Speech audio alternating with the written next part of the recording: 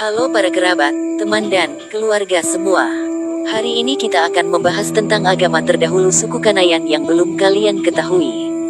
Untuk menambah wawasan kalian sebagai orang Dayak, mari kita simak. Jangan di skip-skip ya. Jangan lupa like and subscribe channel ini. Mari kita cari tahu dasarnya. 1. Pemujaan. Pemujaan dalam agama suku Dayak Lampau adalah segala sikap penghormatan manusia kepada yang di atas, yakni Jubata, dan kepada kekuatan-kekuatan rohani tertentu dan kepada makhluk-makhluk rohani yang baik dan jahat, antara lain objek pemujaan, subjek pemujaan dan syarat pemujaan dan ritual-ritual dalam pemujaan. 2. Objek pemujaan. Yang dimaksud dengan objek pemujaan adalah sasaran pemujaan manusia dalam ritual-ritual. Objek tersebut dipuja karena kepadanya manusia bersandar, dan juga karena manusia memerlukan objek-objek tersebut untuk berbagai macam kepentingan hidupnya. Ada 3 objek yang dipuja, yakni Jubata, Pama, dan roh-roh yang berjumlah banyak. Roh-roh yang berjumlah banyak ini memiliki sifat baik dan jahat. 3. Jubata. Jubata mungkin berkaitan dengan istilah dewata. Nama Jubata bukanlah nama pribadi, tetapi sebutan untuk jenis makhluk yang dibedakan dari manusia, hewan, tumbuhan, roh-roh yang berjumlah banyak, atau hantu-hantu. Mengenai perbedaan yang mencolok ini, secara jelas Jubata memiliki sifat dewa, atau Tuhan, misalnya pencipta Jubata Ne, Panampa, dan memerintah alam semesta Jubata Ne, Panitah telah dibahas dalam bab terdahulu. Sedangkan makhluk-makhluk lainnya tidak memiliki sifat yang sama dengan Jubata. Makhluk lain dan ciptaan diperintah Jubata. Ia memiliki kuasa yang tidak terbatas, Supreme Being, sebagai pribadi yang bersemayam di atas atau di langit. Tempat kediamannya disebut Subayangan. Jumlah Jubata hanya 1 ditegaskan dengan Jubata Ne, Nange, Jubata yang esa, namun ia memiliki 7 sifat untuk mengatur manusia dan makhluk-makhluk di alam semesta ini. Jubata dianggap maha hadir, dia hadir di bulan, Jubata bulat, di bintang, Jubata bintang, di matahari, Jubata matahari, di gunung, Jubata lonceng, di lembah, Jubata panyugu, di seluruh sungai dan seluruh air, Jubata putar air, seluruh air, di seluruh bumi, Jubata putar tanah, seluruh bumi. Imam kadangkala memberikan nama Jubata dalam beberapa kasus, misalnya Jubata Ne, Jaek, dan nama-nama lainnya, tetapi sangat jarang ditemukan, menunjukkan kemerosotan menjadi politeisme.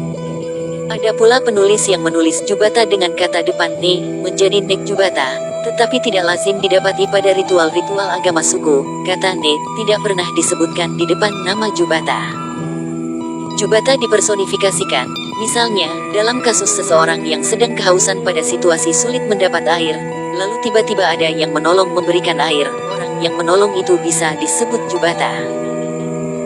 Untuk berbicara kepada manusia, Jubata memberikan ilamat, atau rasi, artinya, pertanda, yang diberikan langsung kepada masyarakat atau imam, yakni, pertanda baik dan buruk, setuju atau tidak setuju, bencana atau rejeki, keuntungan atau kerugian.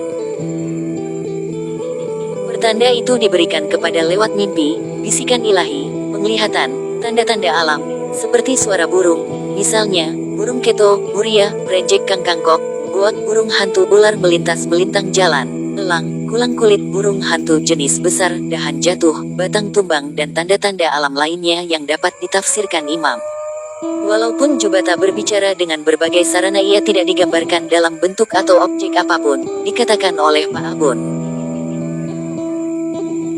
Ia Nana, batubuh lea diri, Nana, babantuk, Nana, bisa pula, digambarat lea ahe Jubata koa, kade, dipamuat babantuk ahe gali, ia bera, nai diri, sungkak, artinya, ia tidak bertubuh seperti kita, ia tidak berbentuk, tidak bisa pula digambarkan seperti apa pula Jubata itu, kalau dibuat bentuk seperti apa, takut ia marah, nanti kita ditimpa sesuatu yang buruk.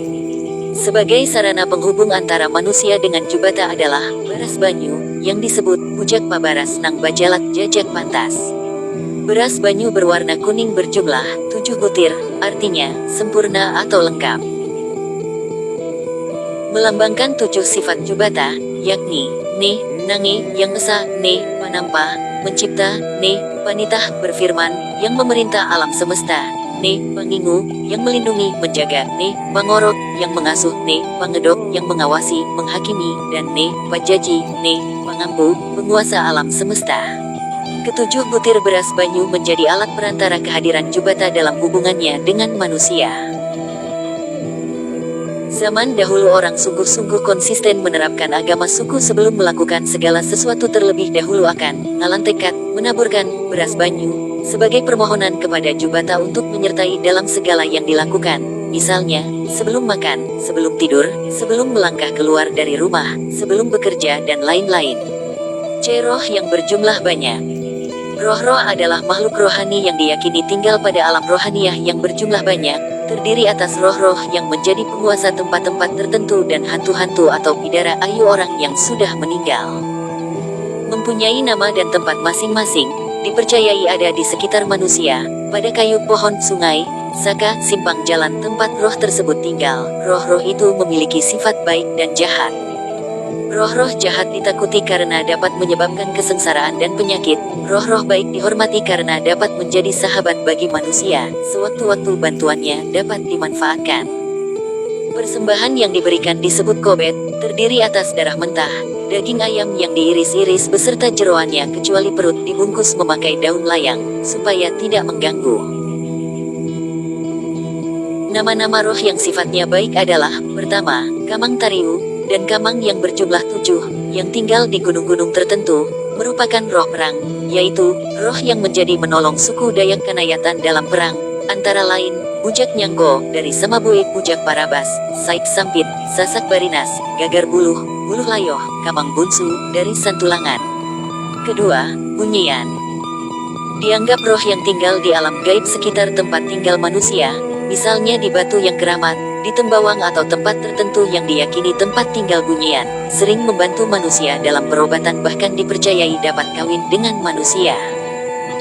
Ketiga, Buta, adalah roh yang tinggal di goa-goa, disebut sebagai ampu, tanah pemilik tanah, yakni roh-roh yang dianggap sebagai penguasa tanah. Untuk menggunakan tanah harus permisi kepada Buta dan memberinya persembahan.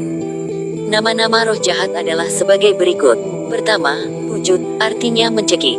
Roh tingkat rendah yang tinggal di kayu ara atau beringin. Kedua, Antaya PM, juga tinggal di kayu ara beringin, dapat membuat orang jadi gila. Ketiga, Mawing, tinggal di hutan, terutama di tempat yang lapang, tidak ditumbuhi pohon-pohon atau semak-semak. Keempat, Bintianak atau kuntilanak.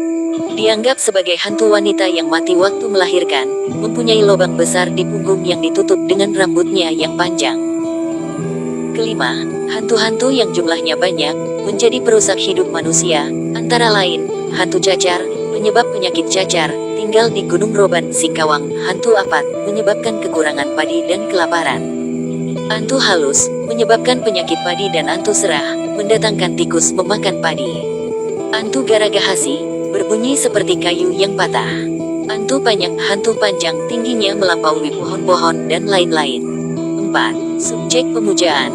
Subjek atau pelaku pemujaan adalah penyengahat imam dan masyarakat adat. Imam menjadi mediator antara masyarakat dengan yang dipuja. 5. Penyengahat. Penyengahat adalah imam, pemimpin upacara adat atau ritual.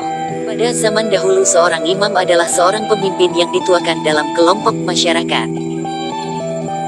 Kemudian ketika kehidupan masyarakat semakin berkembang, penyengahat dikategorikan sebagai tokoh berpengaruh yang merangkap kepala adat, misalnya, Patih, Mangku, Temenggung, Singa, Mamaliat, atau Tuhatahutan. Tokoh pertanian yakni orang-orang yang dianggap memiliki kedudukan dan keistimewaan dalam hubungan dengan yang di atas.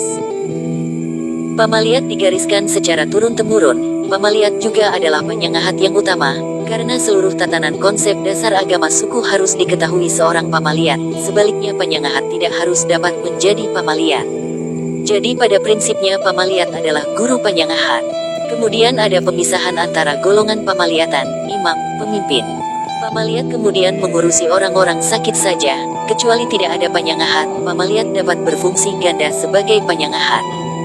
Penyengahat imam kemudian hanya mengurusi upacara-upacara adat ritual saja, diturunkan dari generasi ke generasi melalui garis keturunan, dari keturunan imam yang dianggap memenuhi syarat. Tetapi beberapa dekade berikutnya ditetapkan bukan berdasarkan keturunan, tetapi menurut kriteria-kriteria tertentu yang melekat pada imam.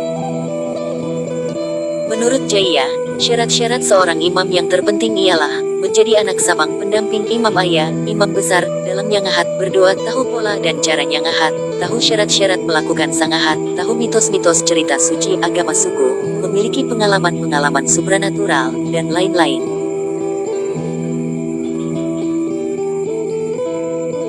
Itulah kisah agama kepercayaan Dayak Kanayan. Terima kasih.